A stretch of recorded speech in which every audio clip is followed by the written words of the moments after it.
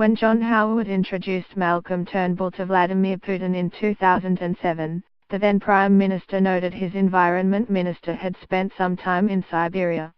"Really?" Putin replied. "What was your crime?" The Russian president clearly thought it was a good joke because he recalled it in a meeting with the Prime Minister on the sidelines of the APEC leaders meeting in Vietnam. Siberia probably seems like a warmer place than Canberra to Mr. Turnbull right now, because he can't seem to take a trick at home.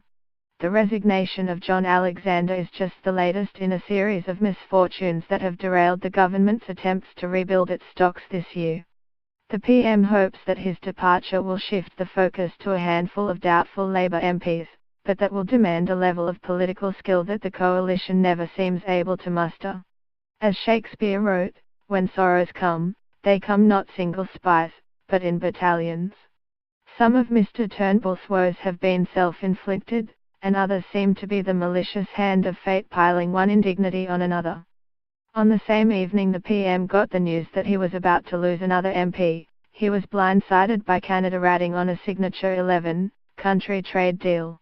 Justin Trudeau's decision to stand up the 10 leaders who gathered to sign up angered more than Mr. Turnbull, but few others needed a win as badly. So the PM leaves Vietnam without the big prize this trip was supposed to yield. Little will emerge from a 24-hour Hong Kong stopover before Mr. Turnbull heads for the security-focused East Asia Summit. Security is a government strength and the PM will hope that story gets some traction. But it is a vain hope.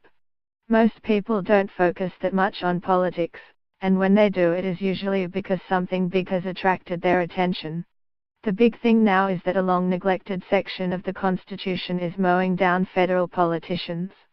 Most of the casualties have been in government ranks and there is no evidence that the cull is over. These aren't just any political scalps, the list includes a deputy prime minister, a cabinet minister and the president of the Senate. Mr. Alexander was the least important in terms of seniority but second in line in the government's accounting because he holds a precious lower house seat. That leaves the coalition without a majority for the final sitting fortnight of the year. Expect Labour-inspired chaos, with its calculation being that the government wears the blame whenever Parliament is unruly. There is no end in sight.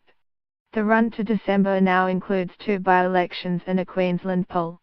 Legislating same-sex marriage will, again, parade the coalition's divisions so it will get little credit for its passage and wear a lot of pain in the process.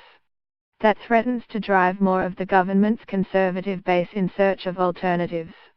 Then there is the possibility that more MPs and senators might fall at the constitutional hurdle and the by-elections will bleed into the new year. Marginal seat MPs returning to their seats over Christmas will take the pulse of their communities and start to worry about their own jobs. There's every chance 2018 might begin as badly as 2017 ends, and with short electoral cycles there isn't that much time left for the Turnbull government to start reviving its fortunes.